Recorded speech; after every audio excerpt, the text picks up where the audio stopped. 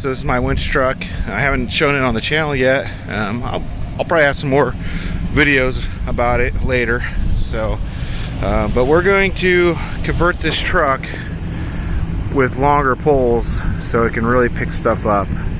And what I need to do is I need to pull this cab, and I'm not tall enough to pull it, and I need to pull the cab of that red truck so I can change the oil, change the motor for my daughter, so it'll be my daughter's pickup.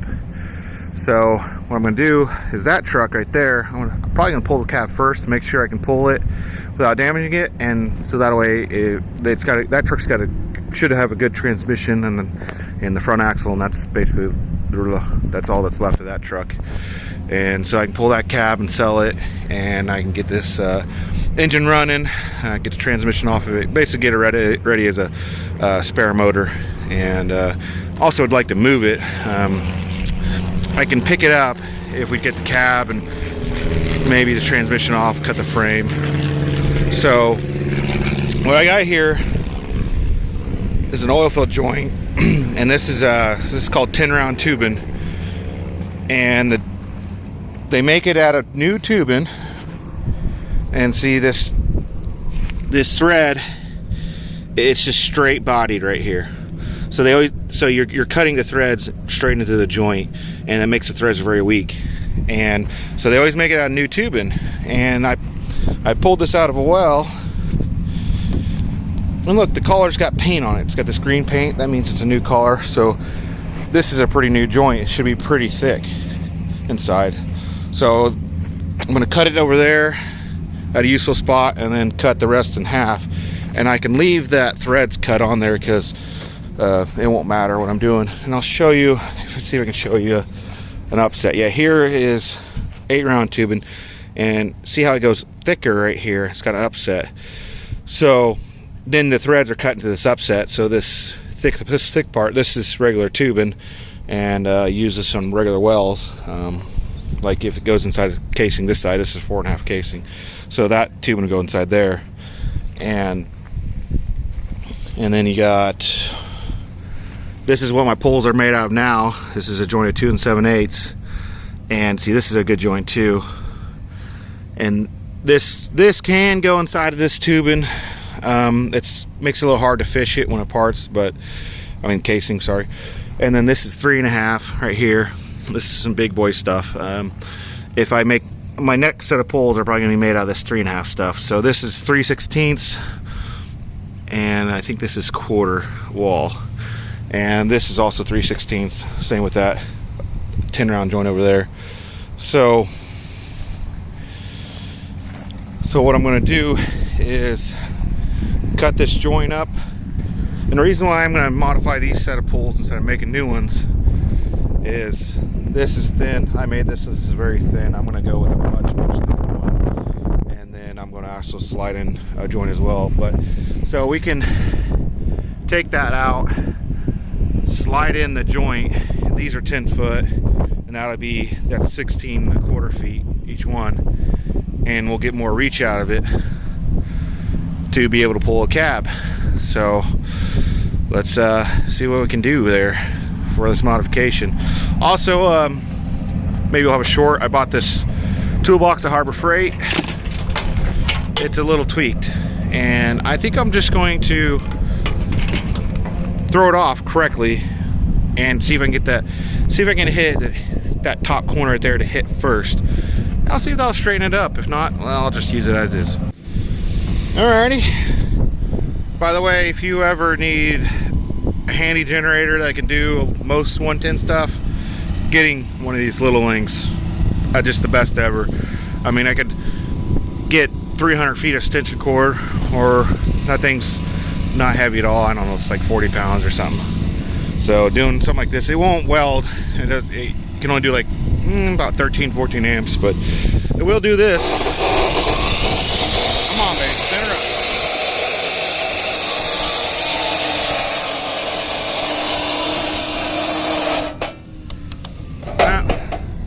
See, gotta be careful. I'll get her done though. You get about most of the way through there, and then you just spin the joint and that way you don't have to fight the overload too much. And there's an overload light usually on these things. You just kind of watch it, and, you know, you don't watch what you're doing with the dangerous saw, you watch the overload light.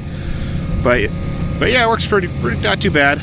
Maybe one day I'll get another one and twin it with it, and they got a 20 kit, and then I can weld with it, because lifting one of those and then one of those and then one of those little teeny little arc welders you can get for $100 sounds like a freaking deal. So yeah, you can tell I chose pretty good. This is a pretty thick joint.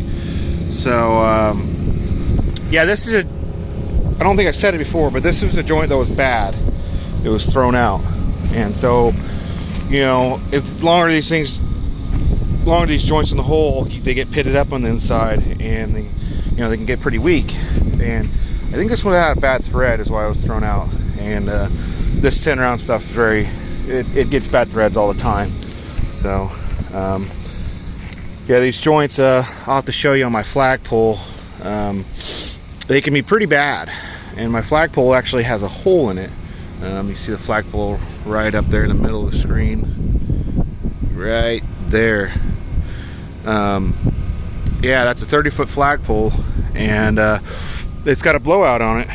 Oh, not a blowout, but a hole. And actually, here's I mean, look how thin this stuff is right here. So yeah, it wouldn't make very good for something that you might be over your head pulling a lot of weight. Most I've picked up on this is a Cummins N14, which is plus radiator and frame. So this is a L10, but yeah, and that N14 is with a frame and radiator. It's like 3,000 pounds. So I'll have to put that video in there. It's pretty great. And yeah, so well, let's rig down this saw and everything, and oh, got the helper dogs again. Rig down the saw and everything, and let's get this pole stabbed in here and see what angle of holes I need to cut on them. Okay, got her laid down there, and yeah, you can kind of see in there, and interesting, it's mushroom in there a little bit. So these do fit really tight. Actually have example here. Let me walk past these shitty tires and other junk, but right here, so this is how close they fit. So let's see, yeah, that'll be better right there. So they do fit pretty dang close. And yeah, you can see how this is. Oh, that's tight, even tighter. So these must be wore out a little bit. So let's see here, and see how they fit together. And I'll slide it in, and I marked it, and we'll see if we can get it in all the way, maybe. And I'm hoping this can be temporary, because I don't want to pull full bore on these long poles. And so I don't want to build new poles. I'm hoping I can slide these out, still use these to pick up heavy stuff if I have to. So yeah, they didn't slide in very well. I only got this in probably this far. So, and actually might have to remove this off that toolbox there. But got it rigged up. Hopefully that's enough chain to hold it. And we'll just we'll go easy mode here. See if she'll slide in. No, ooh, she is a little bit. There you go. Yeah, that toolbox is holding me up. Well, let me rejig here. Okay, well, we got our jig different here, and we'll see. There we go. Not moving at all.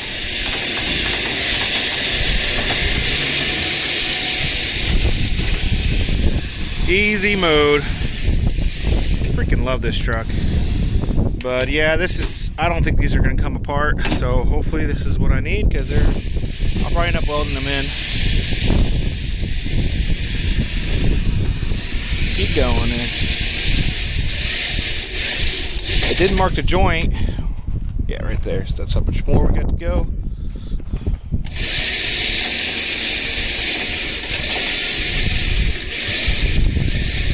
Almost done. Quite interesting that it is moving.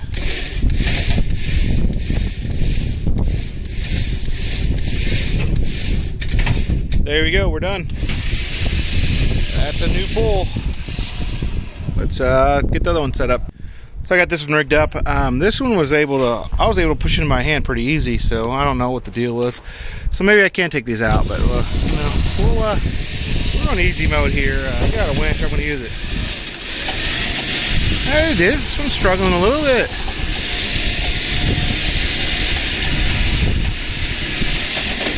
And I got it propped up over there by that oil jug so she can't move around on me there. Yeah, this one's struggling.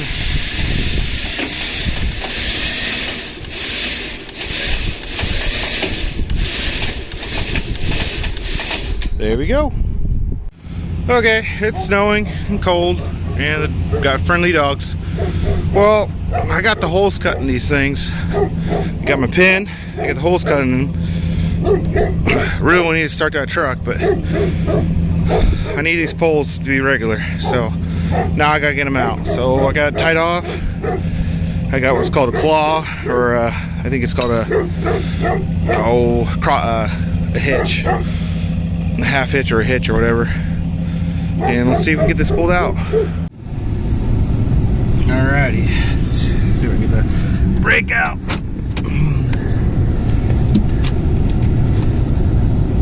I also got to run over some tubing as I do this. Broke something. Let's try it again. Alright, take 3. So I got her rigged up to the winch, and I had to put one of these pins down the hole because that chain is it's older than me, so that claw won't work.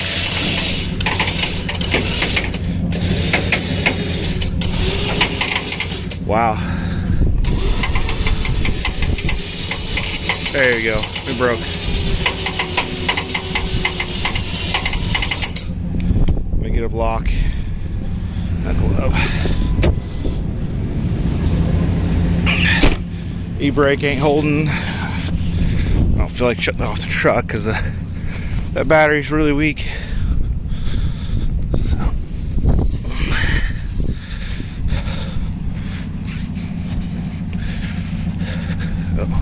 Yeah, this is fun. I didn't even get to use them yet. There we go. See if that'll hold it.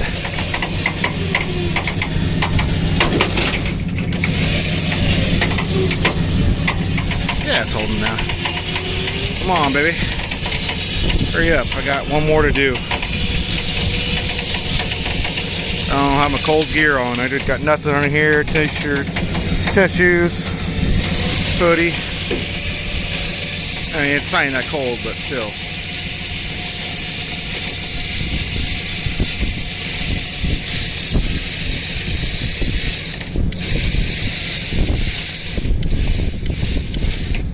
Let's see if I can get it just by pulling forward.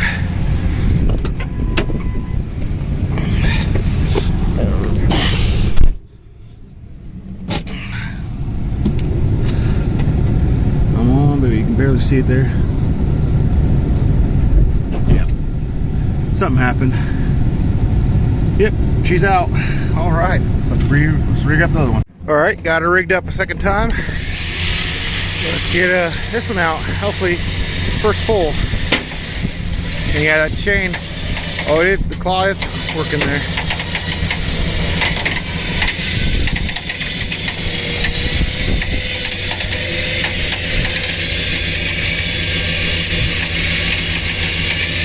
Nah, this one ain't pulling hard at all. It would have came right out probably. Oh well. Tell you, having a winch on your truck is pretty freaking handy. Even if it's on the front bumper, there's a lot you can do. There's a bumper with a flatbed and, you know, headache rack and everything. It definitely makes it a lot safer, but.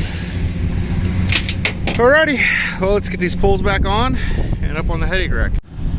Alright, got her rigged back up so I can pick some shit up, and I will deal with that mess when there's not snow on the ground. It's supposed to be like 70 next weekend. The low tonight is 18, so that's great. That's Kansas. So we'll video next weekend on this thing. I think I'll rig it up. We'll see. we'll see what comes next after this video.